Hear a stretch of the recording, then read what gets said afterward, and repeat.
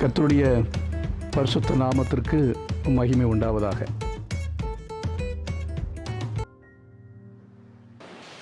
வாசிக்கலாம். என்னை நோக்கி கூப்பிடு, அப்பொழுது நான் அறியாததும் எட்டாததுமான பெரிய காரியங்களை அறிவிப்பேன். ஆமென், அல்லேலூயா. என்னை நோக்கி கூப்பிடு, அப்போ நான் அறியாத எட்டாததுமான பெரிய காரியங்களை அறிவிப்பேன் அப்படின்னு சொன்னதுனால எனக்கு ஒரு கேள்வி. அது எல்லாருமே எப்படி எடுத்துக்கொள்வார் என்றால், பெரிய காரியங்களை கர்த்தர் செய்வார், செய்வேன் என்று சொல்லலை, அறிவிப்பேன் தான் சொல்லியிருக்கிறார். ஆங்கிலத்தில் ஐ வில் ஷோ யூ, உன்னை காட்டுவேன், I will let you know அப்படிங்கிற வார்த்தை தான் கொடுக்கப்பட்டிருக்கிறது. அதனால நம்ம இதை குறித்து ரொம்ப ஆழமாக படிக்க வேண்டிய ஒவ்வொரு வசனத்தையும் நம்ம மேலோட்டமாக, ஆண்டவர் எனக்கு இதை செய்வேன் சொல்லிவிட்டார், இது செய்ய போகிறார் அப்படி என்று நாம் இந்த வசனங்களை அப்படி எடுத்துக்கொள்ளக்கூடாது. தேவனுடைய வார்த்தை வசனங்களை நாம் எடுத்துக்கொள்ளும் பொழுது அந்த வசனத்தில் இருந்து நாம் அதை தியானித்து அந்த வசனத்திலிருந்து நம்ம எப்படி அந்த நன்மைகளை பெற்றுக்கொள்ள முடியும் என்றால், அந்த வசனத்துக்கு முன்பாக நம்ம பயத்தோடு நம்ம கேட்கணும், நான் என்ன செய்ய சித்தமாக இருக்கிறீர். ஆமென். நான் என்ன செய்ய, பைபிளை எடுத்து வைத்துக்கொண்டு நீர் எனக்கு என்ன செய்ய போகிறீர் என்ற கேள்வி கேட்டு, அப்படி வாக்குத்தத்தங்கள் என்று சொல்லி நிறைய பேர் அதற்கு பின்னாலே போய்கொண்டிருக்கிற ஒரு காலமாய் இருக்கிறது. ரொம்ப துக்கமான காரியம் என்னவென்று கேட்டால், அந்த வசனத்தில் இருக்கிறதான இந்த கர்த்தர் என்ன செய்வார் அப்படி என்கிற காரியங்களை மாத்திரம் சொல்லிவிட்டு நாம் என்ன செய்ய வேண்டும் என்கிறதை சொல்லாமல் போகிறாங்க பாருங்க. அவங்களுக்கு பேர் தான் கள்ள போதகர்கள். கள்ள போதகர்களுக்கு அடையாளம் என்னன்னா, நான் கர்த்தர் என்ன செய்வார். ஒரு பிரசங்கத்தில் பாருங்க, கர்த்தர் உங்களை என்ன உயர்த்துவார், கர்த்தர் உங்களை என்ன செய்வார், ஆசீர்வதிப்பார், கர்த்தர் உங்களை என்ன செய்வார், அவர் எல்லா நன்மைகளையும் உங்களுக்கு தருவார், உங்களுக்கு அற்புதங்களை செய்வார், இப்படி எவ்வளோ சொல்லலாம், எவ்வளோ உயர்த்தலாம். அப்படி என்று சொல்லி இந்த வார்த்தைகளை அடிப்படையாக வைத்து கர்த்தர் செய்வார், கர்த்தர் செய்வார், கர்த்தர் செய்வார்னு 1 மணி நேரம் சத்தம் போடலாம். சத்தமாக இருக்கும். அதை கேட்குற சமயத்தில் நமக்கு என்ன ஒரு எமோஷனில் நம்ம என்ன செய்யணும், நம்மளும் சத்தம் போட ஆரம்பிச்சிடும். அல்லேலூயா அப்படின்னு நம்ம என்ன செய்வோம், சொல்லுவோம். ஆனால் அப்படியே தான் நம்ம இருப்போம், அப்படியே தான் நம்ம இருப்போம். ஒரு கதை ஞாபகத்து வருது, ஏற்கனவே பல முறை சொல்லியிருப்பேன். அது கேரளாவில் இருந்து கற்றுக்கிட்ட கதை. என்னன்னு சொன்னால், ஆலப்புழை அம்பலப்புழைன்னு 2 இடம் இருக்குதான். ஆலப்புழை அம்பலப்புழை கேள்விப்பட்டிருக்கிறீங்களா? ஆமாம். நமக்கு கேரளாவை எடுத்துக்கிட்டிங்கன்னு சொன்னால், ஆங்காங்கே வந்து இந்த கடல் பகுதிகள், காயல்னு சொல்லுவாங்க, அது இங்கே ஒரு இடத்துலேருந்து அடுத்த இடத்துக்கு போகணும்னு சொன்னால் அந்த தண்ணீரை கடந்து தான் அடுத்த இடத்துக்கு பல இடங்களுக்கு போக வேண்டும். ரோடு வழியாகவும் சில இடத்துக்கு போகலாம். அது சுற்றி போனங்கிறதுக்காக ஷார்ட்டாக போனால் பல நீர் வழிகள் உண்டு. அதாவது ஆலப்புழையிலேருந்து அம்பலப்புழைக்கு போகிறதுக்கு ஒரு என்ன செய்வான்னா, அவன் தன்னுடைய வேலை காரியமாக வருவதற்காக அவனுக்கு ஒரு படகு உண்டு. அந்த படகை என்ன செய்வான்னா, காலையில் ஓட்டிட்டு சாயங்காலம் வரையிலையும் வந்து என்ன செய்வான்னா, வேலை செய்துட்டு சாயங்காலத்தில் மறுபடியும் என்ன செய்வான், திரும்ப அந்த படகை எடுத்துட்டு அவன் தன் வீட்டுக்கு போவான். ஆலப்புழையிலேருந்து அம்பலப்புழைக்கு போவான், அம்பலப்புழையிலிருந்து ஆலப்புழைக்கு வருவான். அப்படி இருக்கும்போது ஒரு நாள் என்ன செய்தான் என்று சொன்னால், அந்த ஆலப்புழையில் படகுல ஏறினான். படகுல ஏறினதான் அவனுக்கு நல்ல பாட்டு வந்தது, உற்சாகமாக இருந்துச்சு, நல்ல மூடு. அதாவது ரொம்ப மூடு. அதை வந்துட்டு அவன் திருப்பி போகிறான். ஆலப்புழை அம்பலப்புழையில் அவன் வீடு, திரும்ப ஆலப்புழைக்கு வேலைக்கு வந்துட்டு திரும்ப போனோம். இப்போ திரும்ப போகிறதுக்காக அவன் படகுல ஏறினான். ஒருவேளை அவனுக்கு நல்ல லாபம் அன்னைக்கு கிடச்சிருக்குமே தெரியல, என்னவோ தெரியல, ரொம்ப அவனுக்கு உற்சாகத்தில். அந்த உற்சாகம் இல்லை, அந்த உற்சாகம் வேறு. அதை அப்புறம் சொல்கிறேன். நான் என்ன உற்சாகம் அப்படிங்கிறது நான் பிறகு சொல்கிறேன். வேதம் சொல்லுகிறது, நீங்கள் என்ன செய்யலாம், ஆவியிலே நிரம்பி என்ன செய்யணும்? களி கூறணும். அதுக்கு பதிலாக வேற ஒன்றுலையும் களி கூறுவாங்க பாருங்க. அந்த மாதிரி அவன் அந்த ஒரு ஆவியில் அவனுக்கு ரொம்ப மகிழ்ச்சி, ரொம்ப சந்தோஷம். எது ஐயா உள்ள ஃபுல்லாக போட்டார். ஃபுல்லாக போட்டதுனால அவன் ரொம்ப மகிழ்ச்சி. இப்போ அது போட்டால் உடனே என்ன வரும்? பாட்டு வரும். பாட்டு வராதவனுக்கும் பாட்டு வரும். ஆக இவருக்கு ரொம்ப பாட்டு வந்துச்சு. வந்து பாடிக்கிட்டே வந்து அதில் உட்காந்து பாட ஆரம்பித்தான். அப்படியே பாட ஆரம்பித்து பாடிக்கிட்டே இருக்கிறாரு. துடுப்பை எடுத்து என்ன செய்கிறாரு? அதையும் நல்ல வேகமாக தண்டு வலிக்கிறார். பாட்டுக்கு ஏற்றாகல தாளம் போட்ட மாதிரி. ஆமாம், பாட்டு ஒரே பாட்டு பாடிக்கிட்டே தண்டு வலிச்சுக்கிட்டே இருக்கார். இவருக்கு நேரம் போனதே தெரியல. கடைசியில் பார்த்தா சாயங்காலம்ங்கிறது இப்போ ராத்திரியுமாகி காலையில் ஆயிடுச்சு. விடிய காலம் ஆகிப்போச்சு. அந்த காலையில் தான் அவனுக்கு கொஞ்சம் போதையெல்லாம் நல்லா தெளிஞ்சது. பார்த்தா எங்கே புறப்பட்டானோ அங்கே தான் இருக்கிறான். ஒரு எம்மி கூட என்ன செய்யலை, நகரவே இல்லை. என்னடா ஆச்சு, என்ன சம்பவிச்சு அப்படின்னு சொல்லி அவன் பார்த்தான்னா, அவன் போதை போட்டான் பாருங்க, இந்த ஏற்றினான் பாருங்க. அதனால அவனுக்கு இந்த படகை வந்து அவன் நிறுத்திட்டு ஒரு கயிறு வச்சு கட்டியிருப்பான் மரத்தில். இல்லைன்னா தண்ணி அடிச்சுட்டு போயிடும் பாருங்க. அவன் கயிறை வந்து ஒரு மரத்தில் கட்டியிருப்பான். கட்டிட்டு தான் வேலை போய்ட்டு திருப்பி வந்து கயிறு அவுத்திட்டு தான் அதில் உட்காரணும். உட்காந்தான். கயிறு அவுக்கிறதுக்கு என்ன செய்யுதுதான் மறந்து போயிட்டான். கண்ணை உள்ளுக்கு போட்டிருக்கிறான் இல்லை சரக்கு. அதனால அதே மாதிரி தான் அநேகர் என்ன செய்கிறோம் அப்படின்னா, சபையிலையும் நம்ம அல்லேலூயா ஆமேன் ஒவ்வொருத்தரும் சொல்கிற அல்லேலூயாவுக்கும் ஆமேனுக்கும் அர்த்தமே கிடையாது. எதுக்கு அல்லேலூயா அப்படின்னு சொல்லணும்னு தெரியாது, எதற்கு ஆமேன் அப்படின்னு சொல்லணும்னு தெரியவே தெரியாது. ஆமேன்னு அப்படியே ஆக கடவதாக அப்படின்னு சொல்லி, அதாவது வேதத்தில் உள்ள காரியத்தை கூட நெகட்டிவான காரியங்களையே சொல்லிட்டு ஒரு அல்லேலூயா போடுங்கன்னுவாங்க, ஒரு ஆமேன்னு சொல்லுங்கன்னு சொல்லுவாங்க. அப்படி சொன்னால் நீங்கள் சொல்லவே கூடாது. நீங்கள் என்ன ஒருத்தரும் சொல்லாமல் இருக்கீங்களேன்னு கேட்டால் சொல்லணும், அதுக்கு ஆமேன்னு சொல்லக்கூடாதுன்னு பாஸ்டர் சொல்லியிருக்கான்னு சொல்லுங்கள். கர்த்தருக்கு ஸ்தோத்திரம். புரியுதா? அநேகர் சமயத்தில் என்னென்னா ஒரு பழக்கம், ஒரு தவறான பழக்கம் என்னென்னா, எதுக்கு ஆமேன்னு சொல்லணும், எதுக்கு அல்லேலூயா சொல்லணும்னு தெரியாமலே இருக்கிறதான நிறைய ஆட்கள் இருக்கிறாங்க. அது எல்லாத்தையும் கொடுத்து நீங்கள் கவனமாக இருக்கணும். ஒரு எமோஷனில், ஒரு உற்சாகத்தில் நம்ம ஏதோ வசனத்தை சொன்னாங்க, நீ நல்லா இருப்பேன்னு சொன்னாங்க, உனக்கெல்லாம் நடக்கும்னு சொன்னாங்க அப்படின்னு நம்ம நினச்சிட்டு உற்சாகத்தில் அப்படியே போயிட்டுருக்கக்கூடாது. அப்படியே நம்ம ஒரு மயக்கத்தில் இருக்கக்கூடாது. இந்த தண்ணி போட்டுட்டு அவன் போட்டில் ஏறின மாதிரி தான் நம்ம எல்லாரும் அந்த கண்டிஷனில் தான் இருக்கிறோம். தீர்க்க தரிசனம் சொன்னதான 2020, 2021, 2023 இதில் எல்லாத்தையும் 31ஆம் தேதியில் தீர்க்க தரிசனம் சொன்ன ஆட்கள் எல்லாரும் இந்த வருஷம் ரொம்ப நல்லா இருக்கும், சூப்பராக இருக்கும் அப்படின்னு சொல்லி தீர்க்க தரிசனம் சொல்லுவாங்க. அதுக்கு பிறகு என்ன நடக்கும்? கோவிட் வந்துடும். கோல்டன் இயர் 2020 கோல்டன் இயர்னு சொல்ல தீர்க்கதரிசிகள் உண்டு. ஆனால் கோல்டன் இயர் இருந்துச்சா? அது என்ன கோல்டன் இயர்? அவங்க என்னத்தை யோசனை பண்ணி அது எப்படி எந்த ஆவியான்னு சொன்னால் தெரியல. அதனால எல்லா தீர்க்க தரிசனங்களையும் நம்பி அதுக்கு பின்னாலே நாம் சொல்லக்கூடாது. வாக்குத்தத்தங்கள் என்று சொல்லி நாம் கண்ணை மூடி என்ன செய்யக்கூடாது, அதை நம்ம அந்த பிரசங்கத்தை கேட்டுக்கொண்டு ஒரு எமோஷனலாக போய் கொண்டிருக்கக்கூடாது. ஏதோ ஒரு உற்சாகப்படுத்துகிறார்கள், உற்சாகம் அவசியமாய் தேவை, உற்சாகப்படுத்தப்பட வேண்டியது அவசியமாக தேவை. ஆனால் அந்த நாட்களில் ஒன்று நம்ம விளங்கி கொள்ளணும்.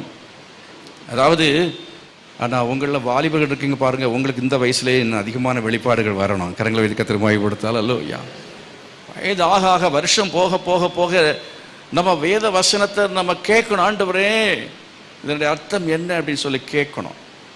ஆகவே ஆண்டவர் சொல்கிறாரு, உன் புத்தி கெட்டாத பெரிய காரியங்களை அறிவிப்பேன் என்று சொல்லுகிறார். ஆமேன்.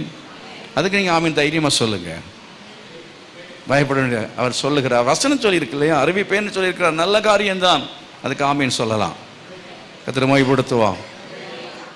இப்ப கர்த்தர் நமக்கு எட்டாத பெரிய காரியங்களை அவர் செய்வேன் என்று சொல்லியிருக்கிறார். பாருங்க, அவ்விதமாய் கர்த்தர் செய்கிற காரியங்கள் என்ன என்பதை குறித்து நிறைய கேட்டிருக்கிறோம். ஆனால் இன்னும் நிறைய சொல்வதற்கு எனக்கு உண்டு.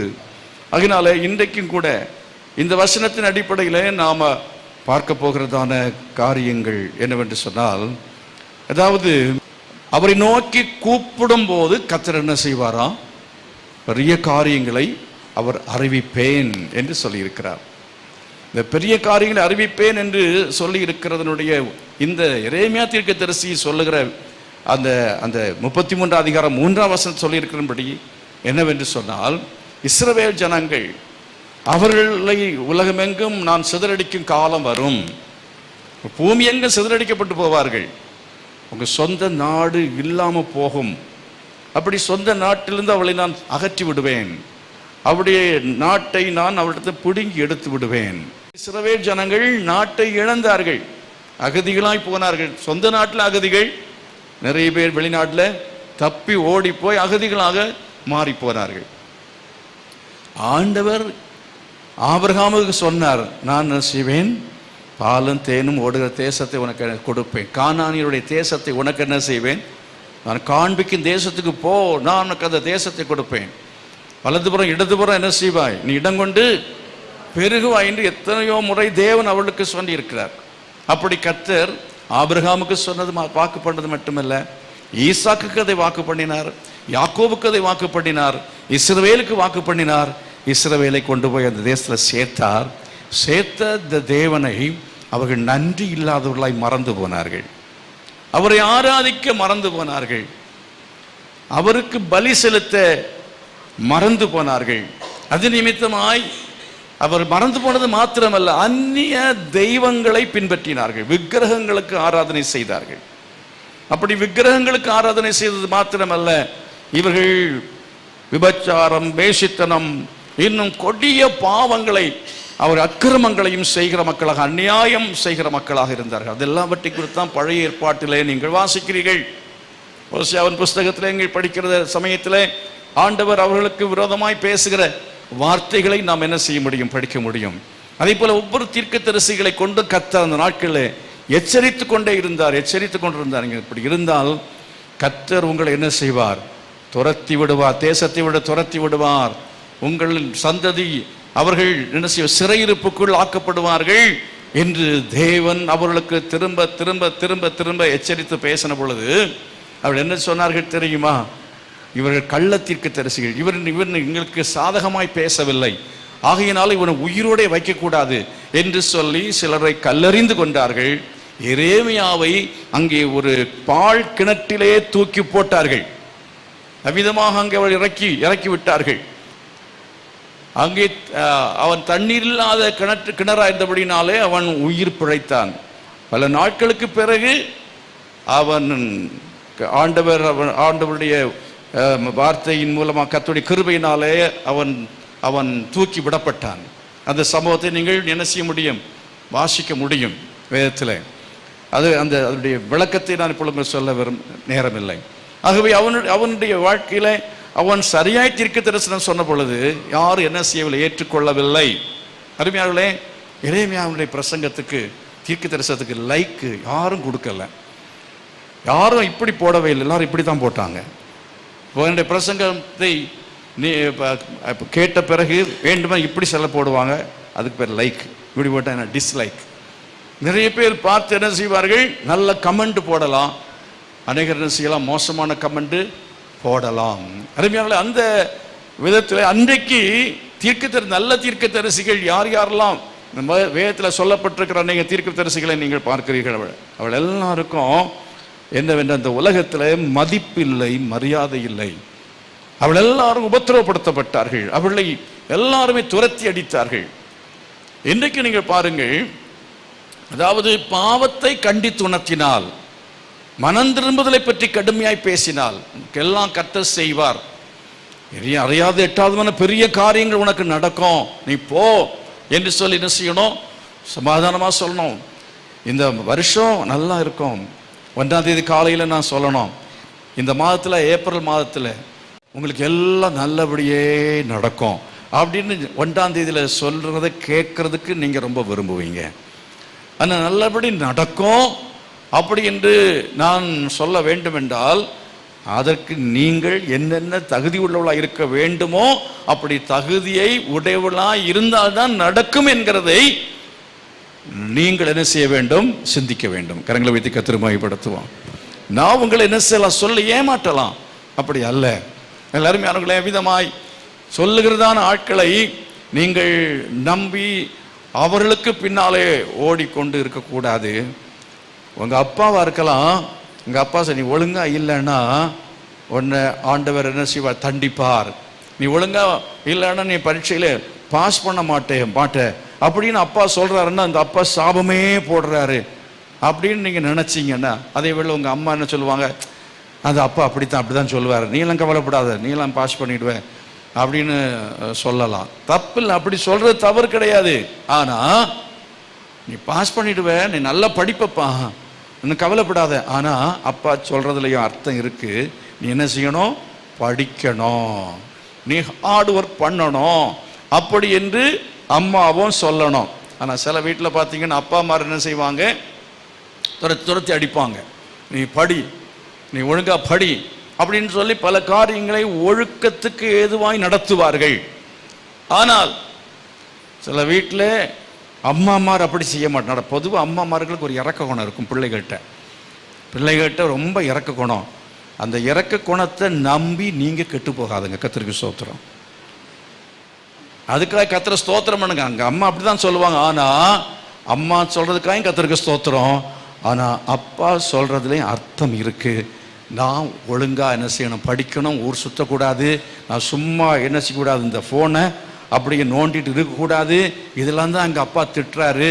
எங்கள் அப்பா திட்டுறது என் நன்மைக்காகத்தான் என்று எடுத்துக்கொள்ள வேண்டும். அப்படி எடுத்துக்கொள்வதுதான் நல்ல ஸ்பிரிட்டு, சரியான ஸ்பிரிட். அந்த நாட்களில் அப்படி இஸ்ரவேல் ஜனங்கள் எடுத்துக்கொள்ளாதபடினாலே கடைசியில் தேவன் ஃபைனல் வார்னிங் கடைசியில் கர்த்தர் கொடுத்து விட்டு அப்புறம் நேபுகாத்நேச்சாரை அனுப்பினார். அதுக்கு முன்பு அசீரிய ராஜாவை அனுப்பி தேசம் என்ன செய்யப்பட்டது? சூறையாடப்பட்டது. தேசத்தில் ஜனங்கள் சிறைப்பிடிக்கப்பட்டு போனார்கள். அதுக்கு பிறகுதான் நாம் பார்க்கிறோம் செருபாபேல் காலத்தை பார்க்கிறோம், எஸ்ரா காலத்தை பார்க்கிறோம், நெகேமியாவின் காலத்தில் அலங்கம் கட்டப்பட்டது. மீண்டும் தேவன் கிருபையாய் இறங்கினார். 70 ஆண்டுகள் புறஜாதிகளாலே என்ன செய்வார்? தேசம் அது மிதிக்கப்பட்டது. அதற்கு பிறகும் கர்த்தர் அவர்களுக்கு முழுமையாய் தேசத்தை அவருடைய கையில் கொடுக்கவில்லை. அந்நியரால் அது மறுபடியும் மிதிக்கப்பட்ட ரோமர் ஆட்சியிலே அவர்கள் மறுபடியும் அவதிப்பட்டு கொண்டு தான் இருந்தார். இயேசு கிறிஸ்து இந்த உலகத்திலே ஜீவித்த நாட்களிலே ரோமர் ஆட்சி கீழே தான் அவர்கள் இருந்தார்கள். பிலாத்துவை குறித்து படிக்கிறோம் பாருங்கள். ரோமர் அரசாங்கத்தில் உள்ளதான ஒரு கவர்னர். அப்படியே இயேசு கிறிஸ்து சிலுவையில் அறையப்பட்டார். இயேசு சிலுவையில் அறையப்பட்டார். AD 70 அந்த தேசம், அந்த எருசலேம் தீக்கு இரையாக்கப்பட்டது. எருசலேம் ஆலயம் ஒரு கல்லின் மேல் ஒரு கல் இல்லாதபடி இடிக்கப்பட்டது. இஸ்ரவேல் ஜனங்கள் என்ன செய்யப்பட்ட? உலகமெங்கும் சிதறடிக்கப்பட்டு போனார்கள். தேசத்தை அவர்கள் இழந்தார்கள். தேசத்தை அந்த முதல் நூற்றாண்டில் இழந்தார்கள். இஸ்ரவேல் என்கிற தேசம் அந்த வரைபடத்தில், பூகோளத்தில் வரைபடத்தில் இல்லாமல் போய்விட்டது. இஸ்ரவேலுங்கிற ஒரு தேசத்தை ஒரு மனிதனை கொண்டு உருவாக்குவதற்கு வல்லமையுள்ள தேவனாக இருந்தார் நம்முடைய தேவன். நான் காண்பிக்கும் தேசத்துக்கு நீ போ, நான் என்ன செய்வேன்? பெரிய ஜாதியாக்குவேன். I will make you a great nation என்று சொன்னார். ஜாதி என்றால் நேஷன். ஒரு பெரிய ஜாதியாக்குவேன் என்று தேவன் சொன்னார். பெரிய ஜாதியின் அர்த்தம் என்ன தெரியுமா? அதே நம்ம நினைக்கிற பெரிய ஜாதின்னு சொன்னால் நிறைய நிலப்பரப்பு இருக்க வேண்டும் என்பது. சிலர் பெரிய ஜாதி என்று சொன்னால் இந்தியாவை போல அதாவது எத்தனை கோடி மக்கள் இருக்கிறார்கள்? 130 இப்போ 140 கோடி. 140 கோடி உள்ள மக்களை கொண்டதான ஒரு தேசம் பெரிய தேசம். எண்ணிக்கை என்பது அல்லங்க விஷயம்.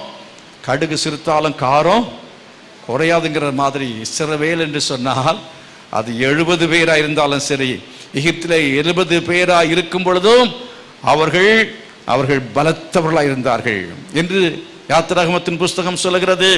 பலசாலிகளாக இருந்தார்கள். அவர்கள் சந்ததியிலே அறிஞர்கள், விஞ்ஞானிகள் எல்லாம் தோன்றினார்கள் இந்த உலகத்தில். அருமையார்களே, இன்றைக்கு உலகத்தில் யாரை பார்த்து பயப்படுகிறது? உலகம் பயப்பட தெரியுமா? இந்த யூதனை பார்த்தா என்ன செய்கிறது? பயப்படுகிறது. அப்படிப்பட்ட he is very powerful. சின்ன ஒரு நாடு நான் சொல்லுகிறேன், அவன் நாட்டை இழந்தான் சொன்ன பாருங்க. நாட்டை இழந்தான். அவிதமாய் தேவன் பெரிய ஜாதியாக்குவேன்னு சொல்லி கொடுத்தார். ஆனால் அவன் நாட்டை இழந்தான். கர்த்தர் தீர்க்க தரிசனமாய் சொன்னார், நாட்டை நான் இழந்தாலும், நான் சிதறடிச்சாலும், நீ என்கிட்ட மனம் திரும்பினா, நீ என்னை மறுபடியும் என்னை நீ தேடி வந்தால், நீ உன் பாவங்களை எல்லாம் விட்டு மனம் திரும்பி வந்தால், உன்னை மறுபடியும் நான் சேர்த்துக் கொள்வேன் என்று கர்த்தர் இஸ்ரவேலுக்கு வாக்குத்தத்தம் பண்ணினார். அப்படி சொல்லுகிறதான அந்த வசனங்களுக்கு இடையில தான், தீர்க்க தரிசனம் இடையில தான் இந்த தீர்க்க தரிசனம். எந்த தீர்க்க தரிசனம்? எரேமியா 31:33 நீ என்னை நோக்கி கூப்பிடு, பூமியின் கடையாந்தரத்தில் நீ இருந்து கூப்பிட்டாலும் நான் உனக்கு செவி கொடுப்பேன் என்று கர்த்தர் சொல்லி இருக்கிறப்ப அந்த வார்த்தைகள் எல்லாம் இஸ்ரவேலுக்காய் கர்த்தர் சொன்ன வார்த்தை. இஸ்ரவேலுக்காக மட்டுமல்ல, அது நமக்கும் இன்றைக்கு அது பொருத்தமானதுதான். அருமையார்களே, இஸ்ரவேல் ஜனங்களுக்கு கர்த்தர் அந்த வார்த்தையை கொடுத்ததன் அடிப்படையில் உடனடியாகவே அந்த வார்த்தையை எரேமியா சொன்னதை கேட்டு அவர்கள் இன்றைக்கு ஒன்றும் மனம் திரும்பவில்லை. ஆனால் 1ஆம் நூற்றாண்டுக்கு பிறகு நூற்றாண்டுகள் கடந்து போனது. அவர்கள் சிதறி அடிக்கப்பட்டு பயங்கர துன்பங்களை, துயரங்களை, கஷ்டங்களை அனுபவித்துக் கொண்டவர்கள் இருந்த தேசத்தில் எல்லாம் என்ன செய்தால் கூடி அவர்கள் ஜெபிக்க ஆரம்பித்தார்கள். கரங்களை வைத்து கர்த்தரை மகிமைப்படுத்துவான். ஆங்காங்கே ஒவ்வொரு இடங்களையும் ஜெப ஆலயங்கள், தி சினகாக் என்று ஆங்கிலத்தில் சொல்லப்பட்டிருக்கோம், தமிழிலே சினகாக் என்று சொல்லப்பட்டிருக்கோம். சுவிசேஷ புத்தகங்களை படித்திருந்த ஜெப ஆலயங்கள் அப்படி என்று நீங்க வாசிக்கிறீங்க பாருங்க. தேவாலயம் என்பது வேறு, ஜெப ஆலயம் என்பது வேறு. இந்தியாவில் நீங்கள் மட்டாஞ்சேரி என்ற ஒரு இடம் இருக்கிறது கேரளாவில், அங்கே போனால் யூதர்களுக்கான ஒரு ஜெப ஆலயம் அங்கே இருக்கிறதை நீங்கள் போய் பார்க்க முடியும். நான் போய் பார்த்துருக்கிறேன். அந்த ஜெப ஆலயத்தில் அந்த இடத்துல அவர்கள் சிதறடிக்கப்பட்ட மக்கள், அந்த பகுதியில் உள்ளவர்கள் எல்லாரும், அங்கே வாழ்கிற மக்கள் எல்லாரும், அந்த தேசத்தில் ஒரு குறிப்பிட்ட பகுதியில் போய் சேர்ந்த அகதிகளாக வாழ்கிற எல்லாரும் ஜெப ஆலயங்களை கட்டி அதிலே கூடி அவர்கள் ஜெபம் பண்ண ஆரம்பித்தார்கள். அப்படி ஜெபித்து அவர்கள் வாழ்க்கையிலே மாற்றங்கள் வந்த பொழுது அவள் எல்லாரும் அந்நிய தேவர்களை, விக்கிரகங்களை விட்டு மனம் திரும்பி கர்த்தரை தேட ஆரம்பித்த பொழுது, நாம் இந்த நிலைமைக்கு வந்ததுக்கு காரணம் என்னவென்று சொன்னால், ஆலயத்தை விட்டோம், ஆராதனை விட்டோம், வேதத்தை விட்டோம், கர்த்தரை விட்டோம், அந்நிய தெய்வங்களை பின்பற்றினோம். ஆகினால் இந்த நிலைமை எங்களுக்கு வந்தது என்று எப்பொழுது உணர்ந்து மனம் திரும்பி அவர்கள் சரியாக ஆண்டவரை நோக்கி பார்த்தார்களோ, கூப்பிட்டார்களோ, அப்பொழுது கர்த்தர் நீ அறியாததும் எட்டாததுமான, நீ என்றால் இஸ்ரவேலே, நீ அறியாதது எட்டாததுமான பெரிய காரியம் சொன்ன என்ன தெரியுமா? பூகோள மேப்பில் இல்லாத ஒரு தேசத்தை, வரைபடத்தில் இஸ்ரேல் இஸ்ரவேல் இஸ்ரேல் என்று சொல்லி ஒரு தேசம் இல்லை. அப்படி இருந்ததான அந்த பூகோள அந்த மேப்பில் இஸ்ரேல் என்கிற ஒரு மறுபடியும் ஒரு தேசம் வரத்தக்கதாக கர்த்தர் இன்னொரு ஜாதியை அவங்க கையில் இருந்து அவன் எல்லாத்தையும் அந்த தேசத்தை விட்டு வெளியே அனுப்பிட்டு இவர்களுக்கு அந்த தேசத்தை கொடுத்தார். அது எப்படி கொடுத்தார் என்கிறதை நீங்கள் சரித்திர புத்தகத்தை எடுத்து படியுங்கள். நீ கடைகளில் போனால், ஆவிக்குறி புஸ்தகங்கள் கடைகளில் போனால் இஸ்ரவேல் அப்படிங்கிறது என்னுடைய இஸ்ரவேல் சரித்திரத்தை குறித்து பார்ட் 1, பார்ட் 2, பார்ட் 3 அப்படின்லாம் இருக்கும். அதை எடுத்து படித்தால் உங்களுக்கு தெரியும். விரிவாக என்ன செய்யலாம், நிறைய காரியங்களை கற்றுக்கொள்ள முடியும். ஆச்சரியமாக இருக்கும். அவ்விதமாய் தேவன் திரும்ப அந்த தேசத்தை அவர்களுக்கு ஆண்டவர் கொடுத்தார். கரங்களை வைத்து கர்த்தரை மகிமைப்படுத்துவார். நம்முடைய நாடு சுதந்திரம் அடைந்தது போல சுதந்திரம் பெற்றார்கள் என்று நினைத்து விடக்கூடாது. சுதந்திரம் அல்ல, நம்ம நாடு இருந்தது, நம்ம குடி மக்களாக இருந்தோம். ஆனால் அவர்கள் தேசத்தில் இல்லை. இந்த நாட்டை கர்த்தர் அவர்களுக்கு கொடுத்து அந்த நாட்டில் கொஞ்சம் கொஞ்சமாக வந்து மக்கள் குடியேறி வேதத்தில் சொல்லப்பட்டிருக்கிறது, பூமியில் எந்த தீவில் இருந்தாலும் நான் உன்னை கூட்டி சேர்ப்பேன் என்று கர்த்தர் சொல்லியிருக்கிறார். ஹல்லேலூயா. அதை குறித்து நீங்கள் உன்னத பாட்டின் புஸ்தகத்தில் படிக்கும் பொழுது, அதாவது அத்திமரம் துளிர் விடும் பொழுது வசந்த காலம் சமீபித்திருக்கிறது என்று அறியுங்கள். அப்படியே மனுஷகுமாரன் வாசற்படியிலே வந்திருக்கிறார் என்று அறியுங்கள் என்று அங்கே ஒரு வசனம் உண்டு. அர்த்தம் என்ன தெரியுமா? அத்திமரம் என்பது இஸ்ரவேலை குறிக்கும். இஸ்ரவேல் ஜனங்கள் கூட்டி சேர்க்கப்படும் காலம் வரும் பொழுது இயேசு வாசற்படியில் வந்திருக்கிறார் என்று அறிய வேண்டுமாம். கடைசி நாட்களிலே நான் உங்களை கொண்டு வந்து சேர்ப்பேன் என்று கர்த்தர் சொல்லி திரும்ப திரும்ப உரைத்திருக்கிறது நீங்கள் வேதத்தில் படித்து. கடைசி நாட்கள் என்பது எப்பொழுது? இயேசு கிறிஸ்து இந்த உலகத்தில் வந்ததுக்கு பிறகு உள்ள காலத்துக்கு பேர் தான் என்ன? கடைசி காலம். இந்த கடைசி காலத்தில் கர்த்தர் வாக்கு பண்ணபடியாக அவர் நோக்கி கூப்பிட்ட பொழுது அறியாத எட்டாதமான பெரிய காரியம். கொஞ்சம் யோசனை பண்ணி பாருங்க. ஒரு நாடு இல்லை, ஆனால் கர்த்தர் ஒரு நாட்டை கொடுத்தார். அது இப்போ நான் சொல்ற ஒரு வார்த்தையில் சொல்கிறேன், நீங்கள் அதை படிச்சீங்கன்னா ஆச்சரியமாக இருக்கும். தேவன் எப்படி அற்புதமாய் நாட்டுக்கு நாடு சண்டை, வேர்ல்டு வாரை வர வச்சு வேர்ல்டு வார முடிவில் அது ஒரு யூதனுடைய ஒரு கண்டுபிடிப்பின் அடிப்படையில் அதுக்கு பரிசாக கொடுக்கப்பட்டது தான் அந்த தேசம். கரங்களை கொட்டி கர்த்தரை மகிமைப்படுத்தாலோ யா அருமையானவர்களே, புத்தி கெட்டாதபடிக்கு கர்த்தர் நமக்கு காரியங்களை செய்கிறவர். எப்ப செய்வார் தெரியுமா? ஆமேன் அல்லேலூயா அப்படின்னு சொன்னதுனால அல்ல, சும்மா உட்கார்ந்து இருக்கிறதுனால அல்ல. அருமையானவர்களே, நம்ம முழங்கால் படி போட்டு எவ்வளவு அதிகமாக ஜெபிக்கிறோமோ அதை பொறுத்து கர்த்தர் பெரிய காரியங்களை அவர் நமக்கு என்ன செய்வார்? அறிவிப்பார். அர்த்தம் என்னன்னா, அவர் எவ்வளவு பெரிய தேவன் என்பதை அறிவிப்பார். He will show you that how great he is. அவர் எவ்வளவு பெரிய தேவன் என்பதை காண்பிப்பார். அவருடைய கையினுடைய வல்லமையை, கரத்தின் வல்லமையை தேவன் காண்பிப்பார். எத்தனை பேர் அதை நீங்க அறிந்திருக்கிறீர்கள்? ஆண்டவர் எவ்வளவு பெரிய தேவன் ருசி பார்த்திருக்கிறீங்களா? தாவீது சொல்கிறான், கர்த்தர் நல்லவர் என்பதை ருசித்து பாருங்கள், அவர் மேல் நம்பிக்கை இருக்கிற மனுஷன் ஆக்கியவான். Taste the Lord, how he is good. எவ்வளவு அவர் நல்லவர் என்பதை என்ன செய்ய? ருசித்து பார். ஆண்டவரை நம்ம என்ன செய்யணும்? ருசித்து பார்க்கணும். அவர் ருசித்து பார்த்த அந்த இஸ்ரவேலனை போல நாம் என்ன செய்ய வேண்டும் என்றால், ஆவிக்குரிய இஸ்ரவேலர்கள் ஆண்டவர் சொல்றாரு, நீ ஜெபம் பண்ணி பாரு, நான் யாருன்னு உனக்கு காட்டுறேன் அப்படி கர்த்தர் சொல்றாரு. நீ ஜெபம் பண்ணி பாரு, நான் உனக்கு யாருங்கிறத காட்டுகிறேன். அல்லேலூயா. அருமையானவர்களே, ஜெபம் அப்படின்னு ஒரு வார்த்தையில சொல்லும் போது நம்ம என்ன நினைக்கிறோம்? ஜெபம் பண்ணாமலாம் இருக்கிறேன். ஜெபம்னு சொன்னால் எல்லாருமே பண்ணுறாங்க. இஸ்லாமியர் பண்ணுறாங்க, கிறிஸ்தவங்க பண்ணுறாங்க, ரட்சிக்கப்பட்டவங்க பண்ணுறாங்க, ரட்சிக்கப்படாதவங்க பண்ணுறாங்க.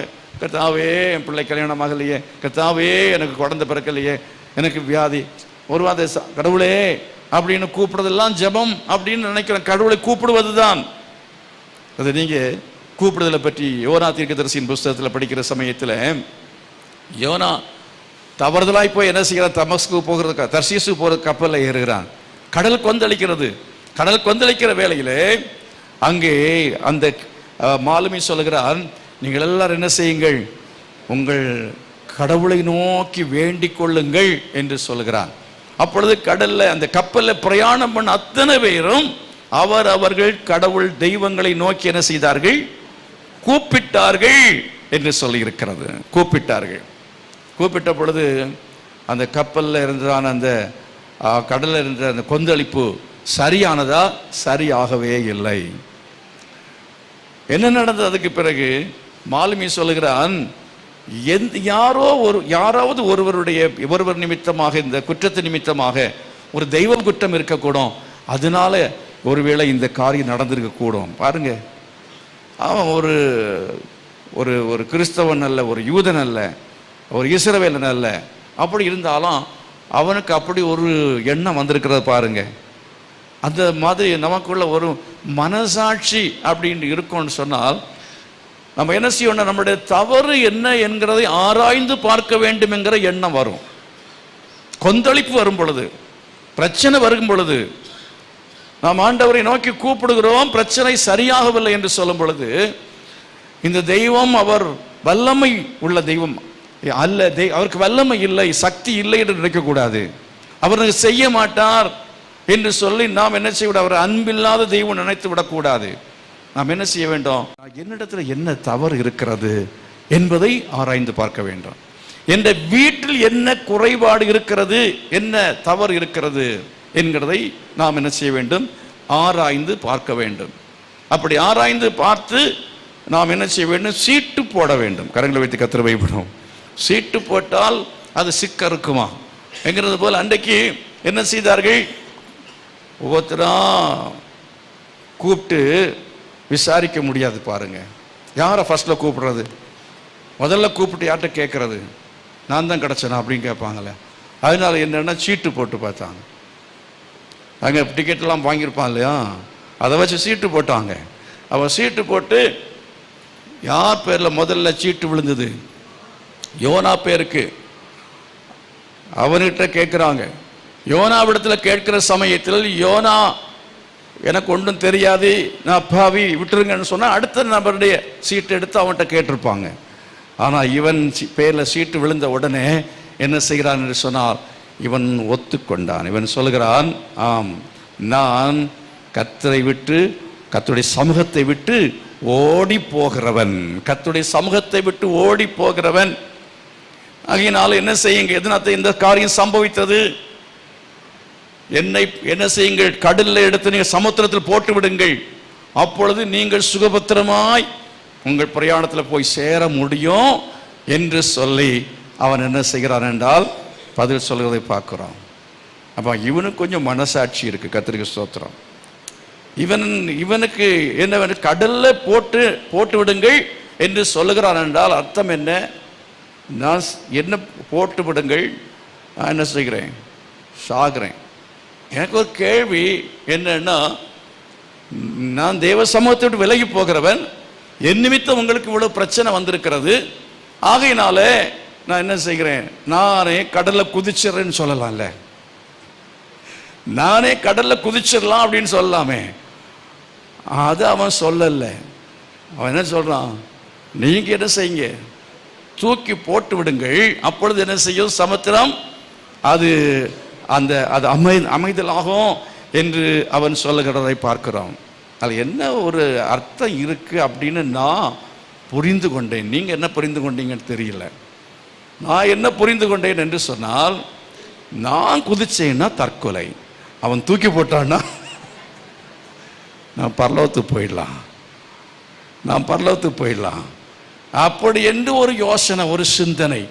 இவ்வளவு கள்ளத்தனமா சில ஆட்கள் ரொம்ப ஞானமா இருப்பாங்க, ரொம்ப ஞானமா, சாகிறதுல கூட ரொம்ப ஞானம் இல்லையா, பரலோகத்துக்கு போறது இப்படி போயிடலான்னு சொல்லி ஷார்ட்கட்ல நினைக்கிற ஆட்கள் இருக்கிறாங்க. ஆகவே அவன் இன்னொரு இடத்துல சொல்ல போனா பொய் சொல்லாம ஒத்துக்கிட்டான் பாருங்க.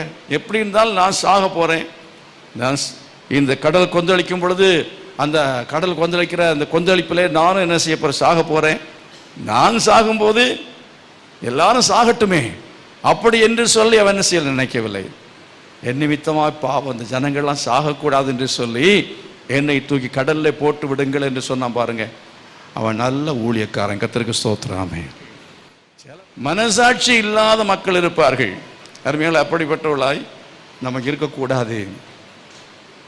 நம்ம தேவ சமூகத்தில் மனசாட்சியோடு கூட இருப்போம்னு சொன்னால் நம்ம என்ன செய்ய, இந்த யோனாவை போல என்ன செய்ய வேண்டும், அடுத்தவர்கள் அவர்கள் உயிரை குறித்து மதிக்கணும். அடுத்தவங்க உயிரை குறித்து அவனுக்கு ஒரு மதிப்பு இருந்துச்சு பாருங்க, மரியாதை இருந்துச்சு. அதனுடைய நாள் அப்படி சொன்னான். கடலை தூக்கி போட்டாங்க, கடல் அமைதலாயிற்று. கரங்களை வைத்து கர்த்தரை மகிமைப்படுத்துவோமா. கடல் இப்போ கூப்பிட்டதுனால கடல் அமைதலாச்சா? என்ன நோய் கூப்பிடு நான் விடுவிப்பேன் என்று கர்த்தர் சொன்னார். கூப்பிட்டதுனால அமைதல் உண்டாயிற்றா? இங்க இல்லை. ஆனா எப்போ அமைதல் உண்டாயிற்று? என்ன செய்யணுமோ செய்த பொழுது அமைதல் உண்டாயிற்று. யாரை தூக்கி கடல்ல போடணுமோ போட்ட பொழுது அமைதல் உண்டாயிற்று. ஆகையினால உங்க வாழ்க்கையில், அதாவது சில சமயத்தில் சிலரை நம்ம என்ன செய்யணும்னு சொன்னா, அதாவது நம்மை விட்டு விலக்கும் பொழுது கர்த்தர் என்ன செய்வார் என்றால் நம்மை ஆசீர்வதிக்க துவங்குவார். கரங்களை வைத்து கர்த்தரை மகிமைப்படுத்துவார். சிலர் மூலமாக என்னன்னா குடும்பத்தில் ஆசீர்வாதம் இல்லாமலே இருந்து கொண்டிருக்கும். ஆபிரகாமுடைய வாழ்க்கை உதாரணம் எடுத்துக்கொள்ளுங்கள். ஆபிரகாமை கர்த்தர் சொன்னார், நான் உன்னை ஆசீர்வதிப்பேன்னு சொன்னார். அவன் ஆசீர்வதிப்பேன்னு சொன்னதான் ஆண்டவர், நீ என்ன செய்ய வேண்டும், உன் தேசத்தை விடணும், உன் இனத்தை விடணும், உன் குடும்பத்தை விடணும், உன் வீட்டை விட வேண்டும் சொன்னார். ஆனால் அவன் தேசத்தை விட்டான், அதே போல அவனுடைய இனத்தை விட்டான், ஆனால் அவனுடைய வீட்டை என்ன செய்யவில்லை, விடவில்லை. ஆகினத்தை லோத்துவை அவன் கூடவே அவன் அழைத்து கொண்டு வந்தான். லோத்துவை கூட அழைத்து கொண்டு வரும்படி கர்த்தர் சொன்னாரா? இல்லவே இல்லை. கடைசி காலத்தில் வயதாகிற சமயத்தில் எனக்கு ஒரு உதவி வேணும் அல்லவா, எனக்கு குழந்தை இல்லை, பிள்ளை இல்லை, ஆகவே அவனுக்கு அப்பா இல்லை அப்படின்னாலும் அவனை நான் கூட்டி கொண்டு வருகிறேன். அவனும் என்ன செய்கிறான், எனக்கு உங்கள் கூட வர வேண்டும் என்று சொல்லி ஆசையாக இருக்கிறது, எனக்கும் அங்கே வந்தாச்சுன்னா எனக்கும் கொஞ்சம் ஆசீர்வாதம் கிடைக்கும் அல்லவா என்று சொல்லி அவனும் என்ன கூட வரும்படியாக அவன் ஆயத்தமானான், கூட்டி கொண்டு வந்தான். ஆண்டவர் என்ன செய்த தெரியுமா? நீங்கள் வேதத்தில் படிக்கும்போது 13ஆம் அதிகாரத்தில் படிக்கிற சமயத்தில் லோத்துவை விட்டு அவன் பிரிந்தான். லோத்துவை விட்டு அவன் பிரிந்த பொழுது கர்த்தர் மறுபடியும் அவனை பார்த்து என்ன சொல்கிறார் என்றால், நான் உன்னை ஆசீர்வதித்து உன்னை பெரிய ஜாதியாக்குவேன் என்று கர்த்தர் சொன்னார். லோத்து ஆபிராமை விட்டு பிரிந்த பின்பு கர்த்தர் ஆபிராமை நோக்கி உன் கண்களை ஏறெடுத்து பார், நீ இருக்கிற இடத்திலிருந்து வடக்கே. 16ஆம் வசனத்தில் படிக்கிறோம். அதுக்கு பிறகு என்ன சொல்ல, சந்ததியை நான் பூமியின் தூளை போல என்ன செய்வேன், பெருக பண்ணுவேன். சத்தமாண்டவர் மையப்படுத்துவோமா?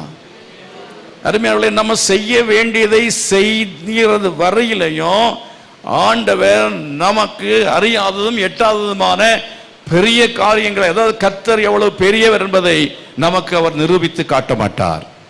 அவருடைய நாமத்தின் மகிமையை தேவன் நமக்கு அவர் வெளிப்படுத்தி காட்ட மாட்டார். அவருடைய நாமத்தின் வல்லமையை கர்த்தர் நமக்கு என்ன செய்ய மாட்டார், அவர் நிரூபித்து காட்டவே மாட்டார். கடந்த வாரத்தில் சொன்னேன், ஆபிரகாமுக்கு தேவன் முதல்ல எப்படி நிரூபித்து காட்டினார் தெரியுமா? ஆண்டவர் அவனுக்கு தரிசனமானார். அவனுக்கு தரிசனமாகி ஆண்டவரோட பேசி நீ வா என்று அழைக்கிறார். அது அர்த்தம் என்ன? அவன் யாரை பின்பற்றி வந்தான் என்றால், அவன் பின்பற்றி வந்த தெய்வங்கள் என்று சொல்ல, விக்கிரகங்கள் என்று சொல்லப்படுவது மனித ஹீரோக்கள், மனிதர்களை, மக்கள் பெரிய பெரிய காரியங்களை சாதிக்கிறவர்களைத்தான் என்ன செய்கிறார்கள். இன்றைக்கு நம்ம தேசத்தில் கோடிக்கணக்கான தெய்வங்கள் என்று வணங்கப்படும் எல்லாரும் யாரு? ஒரு காலத்தில் பெரிய வீராதி வீரர்களாக இருந்திருப்பாங்க. அவர்களுக்கெல்லாம் கோயில் கட்டி அவர்கள் எல்லாம் வணங்குகிற அதே காரியம் தான் நடந்தது. அதைத்தான் நீங்கள் ஆதியாகமத்தின் புஸ்தகத்தில் 10ஆம் அதிகாரம் 11ஆம் அதிகாரத்தில் படிக்க முடியும். நீங்க படிப்பது வாசிக்க போக வேண்டாம். நிம்ரோத் என்கிற ஒருவன் எழும்பினான். அந்த நிம்ரோத் வாசிய ஹீரோ. அந்த நாட்கள் அவன் பெரிய பலத்த வேட்டைக்காரனாக இருந்தான். கர்த்தருக்கு முன்பாக அவன் பலத்த வேட்டைக்காரனாக இருந்தான். அவன் தன்னை வணங்கத்தக்கதாக பெரிய காரியங்களை அவன் செய்து கடவுளுக்கு எதிராக அவன் காரியங்களை செய்தான். அவன் தனக்கு நேராக ஆட்களை என்ன செய்தான் என்று சொன்னால் சேர்த்து கொண்டான். அவ்விதமாக அவன் சேர்த்து கொண்ட பொழுது ஜனங்கள் எல்லாரும் மனுஷ வணக்கத்தை செய்ய ஆரம்பித்தார்கள். அதுக்கு முன்பு நீங்கள் பார்க்கிற சமயத்தில் நோவாவின் வம்சம், சேம், காம், யாப்பேத், இவர்கள் எல்லாரும் தேவனை அறிந்தவர்கள், நோவாவின் பிள்ளைகள், அவனுடைய சந்ததி. அவனுடைய சந்ததியிலே, காமுடைய சந்ததியில தான் நிம்ரோது பிறக்கிறான். சேமுடைய சந்ததியில தான் யார் பிறக்கிறது? ஆபிரகாம் பிறக்கிறான். ஆனாலும் ஆபிரகாமும் என்ன செய்கிறான் என்று சொன்னால் விக்கிரக ஆராதைக்காரனாய் மாறி போனான் என்பதை நீங்கள் வேதத்தில் படிக்க முடியும். எத்தனை பேருக்கு தெரியும் ஆபிரகாம் விக்கிரக ஆராதனைக்காரனாய் இருந்தான் என்று சொல்லி வேதம் நமக்கு தெளிவாய் சொல்லுகிறது. உங்களுக்கு ஒருவருடைய சந்தேகம் இருக்கு என்று சொன்னால் நீங்கள் அப்போஸ்தலர் 7ஆம் அதிகாரம் 2-3 குறித்துக் கொள்ளுங்கள். வாசிப்பது நேரம் இல்லை. அப்போஸ்தலர் 7:2-3 சொல்லப்பட்டிருக்கிறது. அவன் கானான் தேசத்துக்கு வரும் முன்பதாக கல்தேய தேசத்தில் இருக்கும் பொழுதே அவன் எப்படிப்பட்டவனாயிருந்தான்? விக்கிரகங்களை ஆராதிக்கிறவனாயிருந்தான்.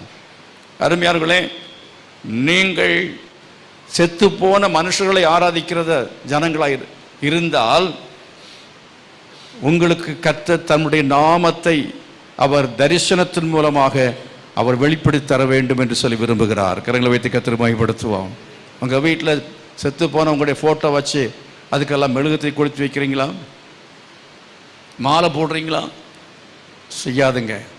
ஒருபோதும் அதை செய்யக்கூடாது. அப்படி செஞ்சால் நிம்ரோத் ஆவி தான் அங்கே வரும். நிம்ரோத் ஆவி தான் வரும்.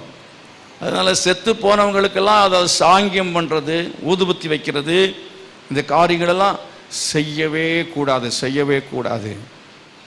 மனுஷனை ஆராதித்து விட்டு, விக்கிரகங்களை ஆராதித்து விட்டு நீங்கள் எவ்வளோ புண்ணியம் செய்யலாம், நன்மை செய்யலாம், நல்லது செய்யலாம், அநாத சாலை நடத்தலாம். அவெல்லாம் எவ்வளோ நல்லவர். சிகரெட் குடிக்க மாட்டார், பீடி குடிக்க மாட்டார், சாராயம் போட மாட்டார். ஆனால் விக்கிரக ஆராதனைக்காரர்.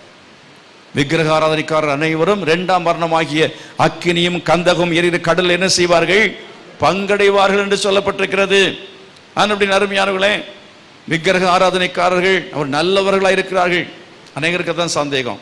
இங்கே சர்ச்சுக்கு வர பிரதர் கூட அவர் ஏமாத்துறவராக இருக்கிறாரு, பணம் வாங்கிட்டு கொடுக்க மாட்டேங்கிறாரு, மகா திருடனா இருக்கிறாரு, இவரெல்லாம் சரியில்லாத ஆளாக இருக்கிறாரு. ஆனால் எங்கள் பக்கத்து வீட்டு ஒருத்தர் இருக்கிறாரு, தண்ணி போட மாட்டார், சிகரெட் குடிக்க மாட்டார், ஈவன் சினிமா கூட பார்க்க மாட்டார், நல்லா இருக்கிறார். அதனால சினிமா பார்க்கல, தண்ணி போடவில்லை அப்படிங்கிறதுனால நல்ல காரியங்களை செய்கிறார் என்பதனால பரலோகம் கிடைக்குமா என்றால் கிடைக்கவே கிடைக்காது. என்ன செய்ய வேண்டும் என்று சொன்னால், நீங்கள் ஜீவனுள்ள தேவன் யார் என்கிறதை முதலாவதாக அறிந்து கொள்ள வேண்டும். கரங்களை வைத்து கர்த்தரை மகிமைப்படுத்துவோம். ஜீவனுள்ள தேவனை அறிந்து கொள்வதற்கு ஆண்டவர் என்ன செய்வார்? உங்களுக்கு ஒரு ஆசை இருந்தா போதும். உண்மையான தேவன் யார் என்கிறத நான் தெரிந்து கொள்ள வேணும். ஒரு தேடுதல் இருந்தா போதும், மனசுக்குள்ள ஒரு சின்ன தேடல் இருந்தா போதும். அப்படிப்பட்டதான அந்த உங்கள் இருதயத்தை கர்த்தர் பார்த்து என்ன செய்வார் என்றால் உங்களுக்கு ஏதோ ஒரு விதத்தை தன்னை காட்சி கொடுப்பார். ஆமென், அல்லேலூயா.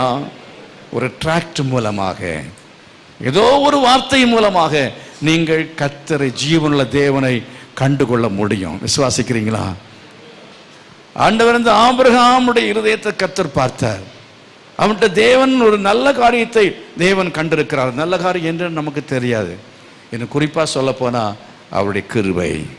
அல்லேலூயா, தேவனுடைய கிருபை. அருமையானவர்களே, உங்களையும் என்னையும் கர்த்தர் தெரிந்து கொண்டு இன்றைக்கு இங்கே வைத்திருக்கிறார் என்று சொன்னால் அவருடைய கிருபை என்பதை எத்தனை உணர்கிறீர்கள்? அவருடைய கிருபையினால நான் ஆண்டவரே இன்றைக்கு பரலோகத்துக்கு போகக்கூடியதான அந்த சுதந்திரவாளியாக நான் இருக்கிறேன். என்னை நீ ரட்சித்திருக்கிறதுக்காய் ஸ்தோத்திரம்னு சொல்லுங்க. ஆமென், அல்லேலூயா. ஜீவனுள்ள தேவனை நீங்கள் முதல்ல அறிந்து கொள்ள வேண்டும். அவர் ஜீவனுள்ள தேவன். அவருடைய நாமத்தை நீங்கள் அறிந்து கொள்ளத்தக்கதாக ஒரு தரிசனம் தேவை. ஒரு தரிசனம் தேவை. ஆபிரகாம் தரிசனம் பெற்றான், லோத்துக்கு என்ன இல்லை? தரிசனம் இல்லை. புரியுதா உங்களுக்கு? தரிசனம்னு சொன்னா ஆண்டவர் உங்களுக்கு பிரத்யட்சணமாக அப்படியே காட்சி கொடுப்பார் என்பது அல்ல. அவருடைய சத்தத்தை கேட்குறீங்க, அவருடைய வார்த்தையின் மூலமாய் நீங்கள் என்ன செய்கிற ஒரு உள் உணர்வடைகிறீர்கள். அமிதமாக அடைந்து உங்களுக்குள்ள ஐயோ என்று கதறுகிறீர்கள், பாவத்தை அறிக்கை செய்கிறீங்க. a visitation from God, தேவனிடத்திலிருந்து ஒரு சந்திப்பை பெற்றுக்கொள்ளுதல். அல்லேலூயா. ஒரு சுவிசேஷ கூட்டமா இருக்கலாம், ஆலயத்தில் இருக்கலாம், இல்லை ஏதோ ஒரு இடத்துல நீங்கள் ஒரு சந்தர்ப்பத்தில் சூழ்நிலையில சாகிறதுக்காக ஓடிக்கொண்டிருக்கிற சமயத்தில் மனம் உடைந்து போய் நீங்கள் கதறிக்கொண்டிருக்கிற வேளையில, எல்லாம் இழந்து போய் என்ன செய்வது தெரியாதபடிக்கு இருக்கிற வேளையில கடவுளே என்று கூப்பிடும்போது ஒரு ஜீவனுள்ள தேவன் இருக்கிறாரா என்று சொல்லி தேடுகிற அந்த நேரத்தில் ஒரு சத்தம் வரலாம், இல்லை ஒரு டிராக்ட் கிடைக்கலாம். அந்த டிராக்டோட அந்த வார்த்தையின் மூலமாய் கர்த்தர் உங்கள் உள்ளத்தில் என்ன செய்கிறார் என்று சொன்னால் அவர் ஒரு தரிசனத்தை கர்த்தர் கொடுக்கிறார். ஆமென், அல்லேலூயா. உங்களுக்கு அவர் தெய்வம் என்கிற ஒரு வெளிச்சத்தை தேவன் உங்களுக்கு தருகிறார். இந்த வெளிச்சம் எங்க வருகிறது? உங்கள் இருதயத்துக்குள்ளே வருகிறது. அந்த வெளிச்சத்தை பெற்றுக்கொண்டவர் என்ன செய்கிறார் என்றால், ஐயோ நான் இதுவரை பாவியாய் ஜீவித்து விட்டேன், இந்த தேவன் அவர் ஜீவனுள்ள தேவனாக இருக்கிறாரே, பேசுகிற தெய்வமாக இருக்கிறாரே, இதுவரையிலையும் எத்தனையோ தெய்வங்களை நான் ஆராதித்தேன், இந்த தெய்வங்கள்லாம் என்னோட கூட பேசவில்லை, இந்த தேவனோட பேசுகிறார். அவர் எனக்கு நன்மை செய்வேன் என்று சொல்கிறார், அவரை ஆசீர்வதிப்பேன் என்று சொல்கிறார்.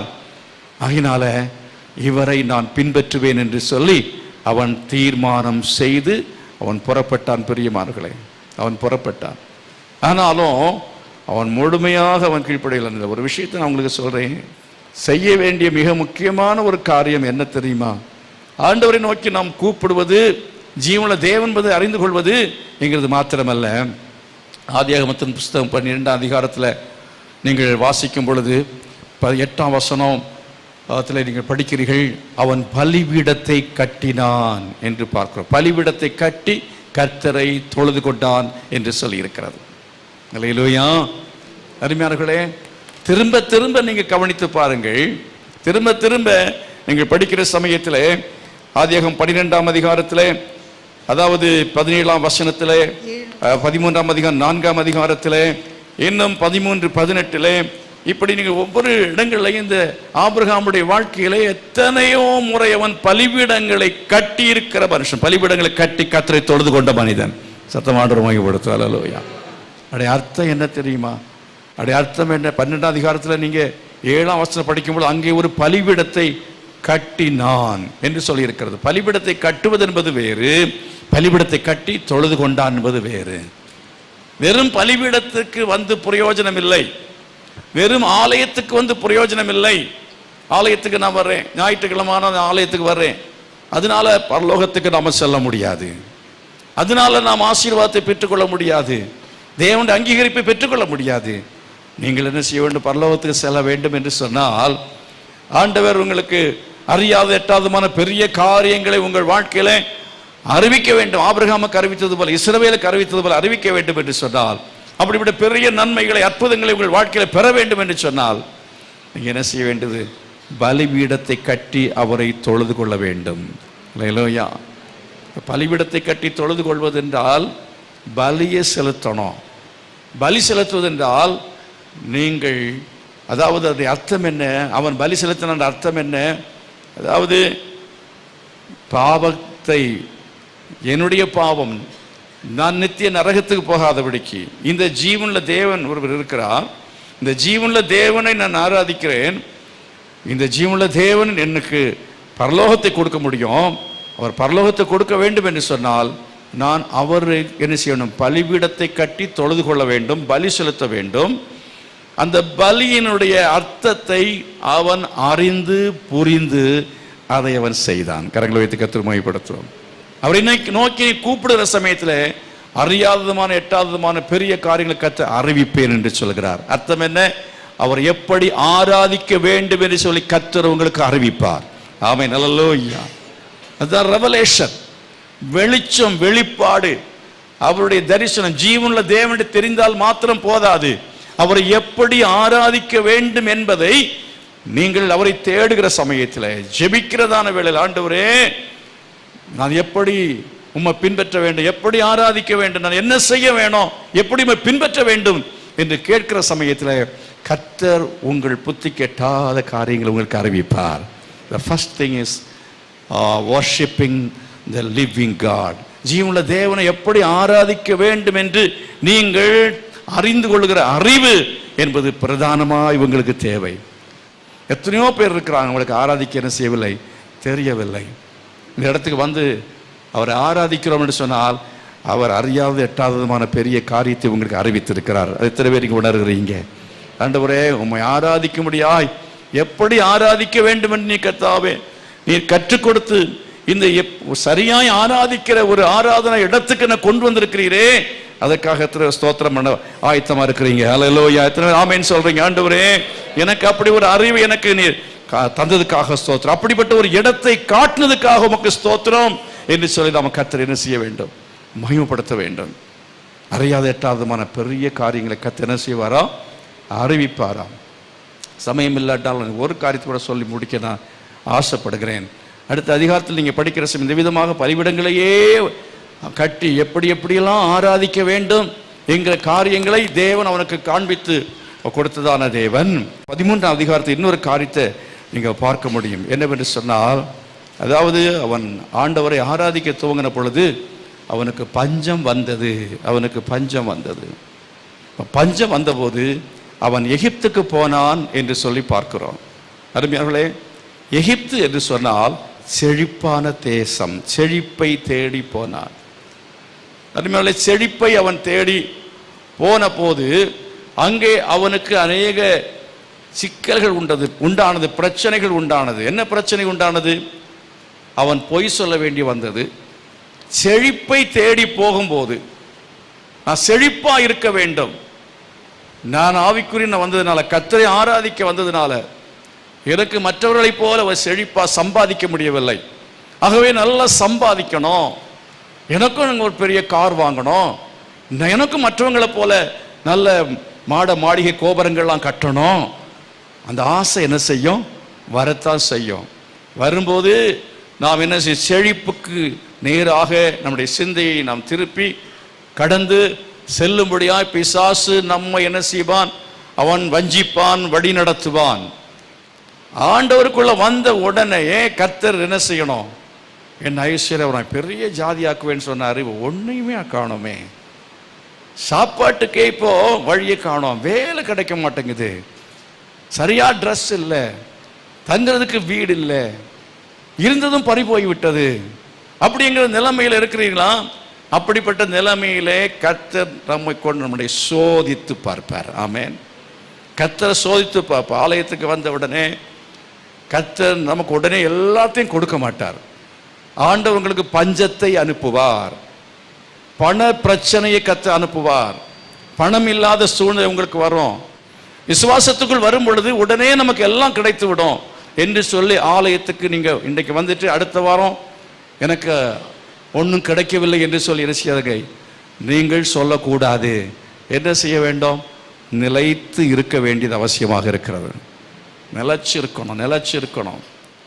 பள்ளிபீடத்தை கட்டுங்கள், வேத புத்தகத்தை வாசியுங்கள், அதில் நிலைத்திருங்கள், ஜெபத்தில் நிலைத்திருக்க வேண்டும், காணிக்கை செலுத்துவதிலே நிலைத்திருக்க வேண்டும். பஞ்சம் வந்தாலும் இருக்கிறதிலே தசமபாகம் கொடுக்கிறதிலே நாம் நிலைத்திருக்க வேண்டும். அப்படி செய்யும் பொழுது ஏற்ற காலத்தில் கர்த்தர் நிச்சயமாகவே பெரிய காரியங்களை செய்வார். அந்த பஞ்சத்திலையும் அவரை நோக்கி கூப்பிடணும். ஆமென். அல்லேலூயா. காகங்களை கொண்டு எலியாவை போஷிக்க வல்லமை இருந்தது போல எவ்வளவு பஞ்சம் வந்தாலும் சரி, நாளைக்கு என்ன பண்ணுவதுன்னு தெரியாமல் இருக்கலாம், அடுத்த மாதம் என்ன செய்வதுன்னு தெரியாமல் இருக்கலாம், என் பிள்ளைக்கு திருமணம் பண்ணணும் என்ன செய்வது தெரியாமல் இருக்கலாம். அதற்காக நீங்கள் எகிப்துக்கு போய்விடக்கூடாது, அதுக்காக உலகத்துக்கு போய்விடக்கூடாது, அதுக்காக உலக மாப்பிள்ளையை தேடிவிடக்கூடாது என நிலைத்திருக்க வேண்டும். அப்படி நிலைத்திருக்க பழகினால்தான் ஈசாக்கு 39 வயசாகியும் கல்யாணம் நடக்கவே இல்லை. 40 வயசுல தான் அப்புறம் கர்த்தர் ஒரு பெண்ணை கொடுத்தார். அல்லேலூயா. வாக்குத்தத்தத்தின் சந்ததியை பெற வேண்டும் என்றால் பொறுமை தேவை. நீங்கள் காத்திருக்க வேண்டும். கர்த்தருக்கு காத்திருங்கள். ஆண்டவர் சோதிப்பார், கர்த்தர் சோதித்து கொண்டே இருப்பார். நீங்க என்ன செய்யணும், இல்லை என்கிற நிலையில பொறுமையாய் காத்திருந்து கர்த்தர் நோக்கி கூப்பிடும் போது அவர் அறியாதது எட்டாததுமான பெரிய காரியங்கள் உங்களுக்கு அறிவிப்பதற்கு வல்லமுள்ள தேவனாக இருக்கிற எத்தனை பேர் விசுவாசிக்கிறீங்க? செழிப்பை தேடி போன போது பொய் சொல்ல வேண்டி வந்தது, வேற எத்தனையோ விதமான தவறான காரியங்களை அவன் செய்ய அவன் தூண்டப்பட நேர்ந்தது. அருமையானவர்களே, செழிப்பு அப்படி தேடி போகாதங்க, செழிப்பை கர்த்தர் தருவார். ஆமென். அல்லேலூயா. செழிப்பு நம்ம தேடி வரும், ஆசீர்வாதம் நம்ம தேடி வரும். எத்தனை பேர் விசுவாசிக்கிறீங்க? நான் செழிப்பை தேடி போக மாட்டேன், செழிப்பு என்ன தேடி வரும். கர்த்தர் உங்களுக்கு தர சித்தமாயிருக்கிற வீட்டை கொண்டு வந்து கையில் கொடுப்பார். ஆமென். தேவனுக்கு தர சித்தமாயிருக்கிற பெண்ணை ஆண்டவர் உங்களுக்கு காட்டுவார், ஆண்டவர் கொண்டு வந்து காண்பிப்பார். தேவன் அற்புதமாய் காரியங்களை செய்வதற்கு வல்லமுள்ள தேவனாக இருக்கிறார். விசுவாசிக்கிறீங்களா? செழிப்பின் உபதேசத்துக்கு நிறைய பேர் போய் என்ன செய்கிறார் என்று சொன்னால் அதுக்குள்ள விழுந்து விடுகிறார்கள். அருமையானவர்களே, அதை பின்பற்றவே வேண்டாம். பின்பற்றவே அநேக ஊழியக்காரர்கள் அப்படிப்பட்ட செழிப்பின் உபதேசத்துக்கு அடிமைகளாய் மாறிவிட்டார்கள். அவர்கள் ஊழியம் செய்வதே இந்த பணத்துக்காகவே சம்பாதிப்பதற்காகவே. அருமையான எத்தனையோ முறைகேடான காரியங்களை அவள் செய்கிறார்கள், தவறான காரியங்களை அவள் செய்கிறார்கள். அப்படி செய்வது செய்யலாம், பணக்காரனாகலாம், ஒன் பொருள்லாம் கிடைக்கலாம், ஆனால் அதே வேளை பரலோகத்துக்கு போகவே முடியாது. பரலோகம் வேணுமா, செழிப்பு வேணும், பணம் வேணுமா, இல்லை பரிசுத்தம் வேணுமா? பணமா பரிசுத்தம் எது வேணும்? பணம் இல்லை, எனக்கு பரிசுத்தம் வேணும்னு சொல்கிற ஆட்கள். சொல்லி முடிக்கிறேன். நான் அடிப்பட்டு உதப்பட்ட பிற்பாடு ஒரு நாள் அவன் என்ன செய்யறான் தெரியுமா? இப்போ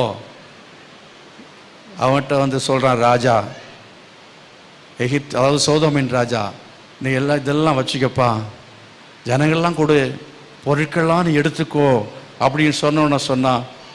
ஒரு சரட்டையாகில என்ன செய்ய மாட்டேன், எடுக்க மாட்டேன் என்று சொன்னான். நம்முடைய கையை நம்ம சுத்தமாக வச்சிருப்போம்னு சொன்னால், சுத்தமாக வைத்து கொண்டு நம்ம கர்த்தரை நோக்கி கூப்பிட்டால் கர்த்தர் அவருடைய வாக்கு தத்தத்தை நிறைவேற்றி நம்மை பார்த்து சொல்கிறார், நான் பெரிய ஜாதியாக மாற்றுவேன், நான் ஆசீர்வதிக்கவே ஆசீர்வதிப்பேன், நான் உன்னுடைய குடும்பத்தில் எல்லாரையும் பார்க்கலாம் உன்னை நான் மேன்மையாக வைப்பேன் என்று கர்த்தர் சொல்கிறார். அறியாத எட்டாதமான பெரிய காரியங்களை கர்த்தர் உங்களுக்கும் எனக்கும் அவர் இன்னும் செய்ய வல்லமுள்ள தேவனாக இருக்கிறார்.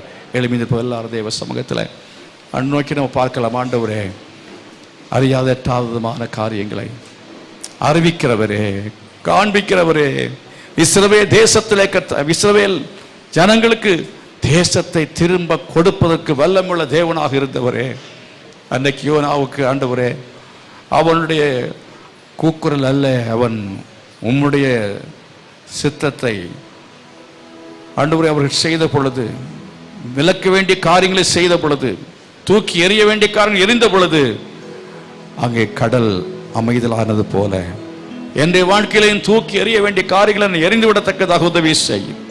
எதனாலே கொந்தளிப்பு, எதனாலே வீண் பிரச்சனை என்கிறதை ஆண்டவரை நான் கண்டுபிடிக்க எனக்கு கிருபை செய்யுங்க. சீட்டு போட்டு பார்க்க உதவி செய்யுங்க. ஜெபத்தில் குறைவு இருக்கலாம், வேதவாசிப்பில் குறைவு இருக்கலாம். நான் யாரிடத்துல பேசாம வைராக்கியமாக இருக்கிறேனா, கசப்பு வைத்திருக்கிறேனா, பொறாமை குணமுள்ளவனாக இருக்கிறேனா, பெருமை என்னிடத்துல இருக்கிறதா, என்ன காரணம், எதனால ஆண்டவரை ஏன்? சீட்டு போட்டு பாருங்கள். ஒவ்வொன்றாய் நம்முடைய கையின் கிரியைகள், நம்முடைய கால்களின் நடக்கைகள், கண்ணின் பார்வைகள், வாயின் வார்த்தைகள் ஒவ்வொன்றையும் நாம் ஆராய்ந்து பார்க்கும் பொழுது கர்த்தர் அவர் காண்பிப்பார். ஆமென், அல்லேலூயா. கர்த்தர் காண்பிப்பார். இதை நீ தூக்கி எறிந்து விடு, கடல் சமுத்திரத்தில் தூக்கி போட்டு விடு என்று சொல்லும் ஒரு சத்தம் கேட்கும். அப்படியே செய்யும் பொழுது கர்த்தர் நிச்சயமாகவே அவர் பெரிய காரியங்களை செய்வார். பெரிய காரியங்கள் என்று சொன்ன கடல் கொந்தளிப்பை அன்றைக்கு அமர்த்தினது போல உங்கள் குடும்பத்தில் இருக்கிற எல்லா கொந்தளிப்பும் அது அமர்ந்து விடும். உங்கள் அலுவலகத்தில் நீங்க வேலை செய்கிற இடத்துல ஏற்பட்டிருக்கிற கொந்தளிப்பை கர்த்தர் மாற்றுவதற்கு வல்லமுள்ள தேவனாக இருக்கிறார். எத்தனை பேர் விசுவாசிக்கிற கரங்களை கொட்டி கர்த்தர் மையப்படுத்தினார். அல்லேலூயா. கடல் கொந்தளிப்பை கர்த்தர் மாற்றுவதற்கு வல்லமுள்ள தேவன். காற்றையும் கடலையும் பார்த்து எதையாதே என்று சொன்ன தேவன். எப்பொழுது ஆண்டுடைய சமூகத்தில் உங்கள் வாழ்க்கையை ஒப்புக் கொடுக்கிறீர்களோ, எதை தூக்கி எறிகிறீர்களோ, வீசுகிறீர்களோ, அப்பொழுது கர்த்தர் காரியங்களை அவர் செய்வார். நிச்சயமாகவே செய்வார். அருமையானவர்களே, ஜீவனுள்ள தேவன் யார் என்பதை அந்த ஜனங்கள் கண்டுகொள்ளத்தக்கதாக அந்த காரியத்தை கர்த்தர் செய்தார். ஆமென். அறியாத எட்டாதமான பெரிய காரியம் என்று சொன்னால் என்ன? உங்கள் கர்த்தர் பயன்படுத்தி அவர் ஜீவனுள்ள தேவன் என்பதை பிறருக்கு காண்பிப்பார். உங்கள் வாழ்க்கையில சம்பவிக்கிற சம்பவங்கள் மூலமாக மனம் உடைந்து போய் கதறும் பொழுது அவர் ஜீவனுள்ள தேவன் நான் இருக்கிறேன் என்று உங்களுக்கு முன்பதாக வந்து பதில் கொடுப்பார், தரிசனம் கொடுப்பார். உங்கள் இருதயத்தை ஒரு பிரகாசத்தை அவர் பிரகாசிக்க செய்வார். இருதயத்தை ஒரு வெளிச்சத்தை கர்த்தர் வீச செய்வார். என் தேவன் ஜீவன் உள்ளவராயிருக்கின்ற தேவன், அவர் சதா காலங்கள் என்னுடைய தேவன், அவர் ஜீவனுள்ள தேவன், மரண பரியந்தம் நடத்துவார் என்கிற விசுவாசம் உள்ளதான தேவ பிள்ளைகள் கரங்களை வைத்து கர்த்தருடைய சமூகத்தில் சொல்லுங்க. என்னை நடத்துகிற தெய்வம் ஒரு ஜீவனுள்ள தேவனாக இருக்கிறார். அவர் மரித்து போகவில்லை, அவர் உயிருள்ள தேவனாக இருக்கிறார். ஓ, அவர் நேற்றும் இன்றும் என்றும் மாறாதவராக இருக்கிறார். அந்த தேவன் என்னை நடத்துவார், என்னை கைவிடவே மாட்டார். ஓ, மனுஷர் கைவிட்டாலும் அவர் என்னை கைவிடவே மாட்டார். அவர் எனக்கு போதும் என்று சொல்லுகிறவர்கள் அவரை ஆவியோடும் உண்மையோடும் அவரை ஆராதிப்பதை அறிந்து கொள்ளுங்கள். ஆமென், அல்லேலூயா. அவரை ஆராதிப்பது எப்படி என்பதை அறிந்து கொள்ளுங்கள். ஆராதனையிலே வளருங்கள், ஆராதனையிலே முன்னேறுங்கள். கர்த்தர் இன்னும் பெரிய காரியங்களை அறிவிக்க போகிறார். ஓ ஹல்லேலூயா, உமக்கு ஸ்தோத்திரம். இயேசு போதுமே, இயேசு போதுமே, எந்த நாளிலுமே என்னிலுமே என் வாழ்வினிலே இயேசு போதுமே, இயேசு போதுமே, போதுமே, இயேசு போதுமே, போதுமே, எந்த நாளிலுமே என்னிலுமே எந்த வாழ்வினிலே இயேசு போதுமே. புல்லுள்ள இடங்களில் மேய்த்திடுவார், அமர்ந்த தண்ணீரண்டை நடத்திடுவார்.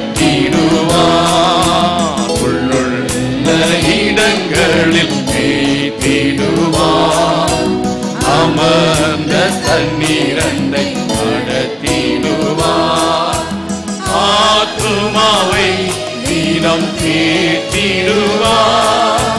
மரண பள்ளத்தாக்கில் காத்திடுவார். ஆத்துமாவை தீனம் தீர்த்திடுவார். மரண பள்ளத்தாக்கில் காத்திடுவார்.